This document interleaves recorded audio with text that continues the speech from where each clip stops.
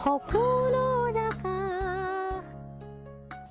নমস্কাৰ, সপোনৰ আকাশ ইউটিউব চেনেলটোলৈ আপোনালোক সকলোকে স্বাগতম জনাইছোঁ। লকডাউন চলি আছে আৰু এই লকডাউনৰ সময়খিনিত আমি আপোনালোকক দেখাই আছোঁ অসমৰ শিল্পী কলা কৌশলীসকলৰ ব্যস্ততা। আজিৰ ভিডিঅ'টোত আমি আপোনালোকলৈ আগবঢ়াইছোঁ অসমৰ এগৰাকী প্ৰতিভাশালী অভিনেত্ৰী উন্মেষা গৌতম অধ্যাপক। উন্মেষা গৌতম অধ্যাপকেনো এই লকডাউনৰ সময়খিনি কেনেকৈ পাৰ কৰিছে, কেনেকৈ তেওঁ ব্যস্ত হৈ আছে, আহকচোন আজি এই ভিডিঅ'টোত উপভোগ কৰোঁ। নমস্কাৰ, মই উন্মেষা গৌতম অধ্যাপক। অলপ দেৰিকৈ হ'লেও সমূহ অসমবাসী ৰাইজক ৰঙালী বিহুৰ আন্তৰিক শুভেচ্ছা জনাইছোঁ আৰু লগতে আশা কৰিছোঁ যাতে এই লকডাউনৰ সময়ছোৱাত আপোনালোক সকলোৱে নিজৰ নিজৰ ঘৰত নিজৰ নিজৰ পৰিয়ালৰ লগত থাকি পেলাই খুব সুন্দৰভাৱে এই লকডাউনৰ সময়ছোৱা পাৰ কৰিছে। আচলতে ইমান দিন আজিকালি কাৰো এনেকৈ ঘৰত সোমাই থকা নহয়, সকলোৱে আমনি পাইছে ঘৰত ইমান সময় সোমাই থাকি, সেইটো বুজি পাইছোঁ। কিন্তু মই ভাবোঁ কি যে এই সময়ছোৱা আমাৰ জীৱনৰ এটা বহুত ক্ৰুচিয়েল পিৰিয়ড হয়।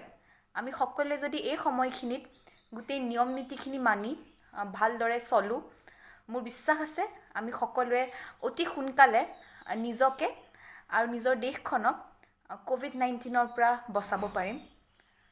আচলতে ইমান যদি প্ৰয়োজন নাই তেনেহ'লে ঘৰতে থকাটো ভাল, ওলাই গ'লে বেয়া।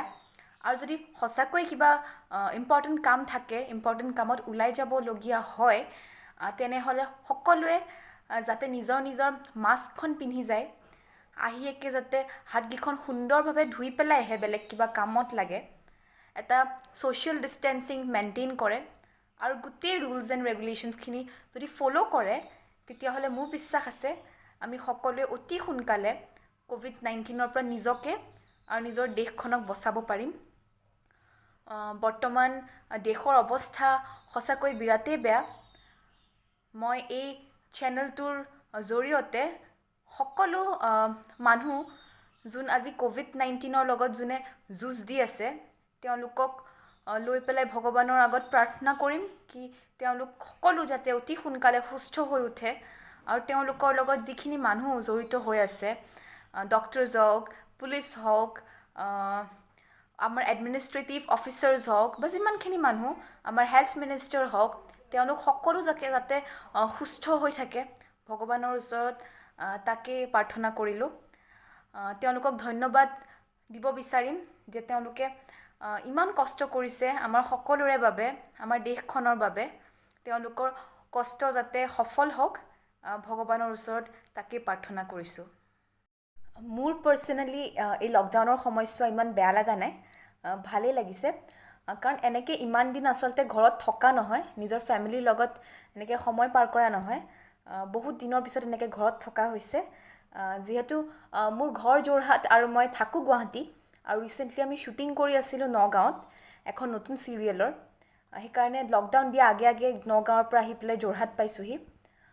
মোৰ ডেইলি ৰুটিনটো একো ষ্টেটিক ৰুটিন নাথাকে, সদায় বেলেগ কিবা কিবি কৰা হয়। কিন্তু যিহেতু বন্ধৰ দিন সেইকাৰণে উঠোঁতে প্ৰায়ে অলপ দেৰি হৈছে। উঠি পেলাই কিছুমান ৱৰ্কআউট কৰিব ট্ৰাই কৰোঁ, যোনবিলাক মিনিমাম ৱৰ্কআউট কিছুমান যোনবিলাক আমি ঘৰতে কৰিব পাৰোঁ ইউটিউব চাই পেলাই। আজিকালি ইউটিউবতো বিভিন্ন ধৰণৰ ঘৰত কৰিব পৰা সৰু সৰু এক্সাৰচাইজবিলাকৰ ভিডিঅ'জ বনাই পেলাই দিয়া থাকে, সেইখিনি চাই পেলাই আমি ঘৰতে কৰিব পাৰোঁ। চিনেমা চাইছোঁ নেটফ্লিক্সত, এমেজন প্ৰাইমত, ছিৰিজ চাইছোঁ, চিনেমা চাইছোঁ।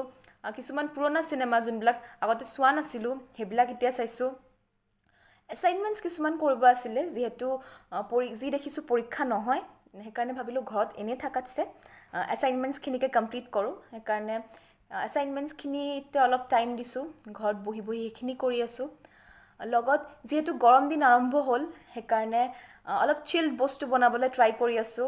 শ্বেকছ বনাইছোঁ, পুডিং বনাইছোঁ, কিছুমান জুচ বনাইছোঁ, চিম্পল যোনবিলাক ঘৰতে বনাব পাৰি। সেইবিলাকৰ ভিডিঅ'জবিলাক এই ভিডিঅ'টোৰ মাজে মাজে আপোনালোকৰ লগত মই শ্বেয়াৰ কৰিছোঁ। আশা কৰিছোঁ আপোনালোকে চাই পেলাই বেয়া নাপাব, ভালেই পাব।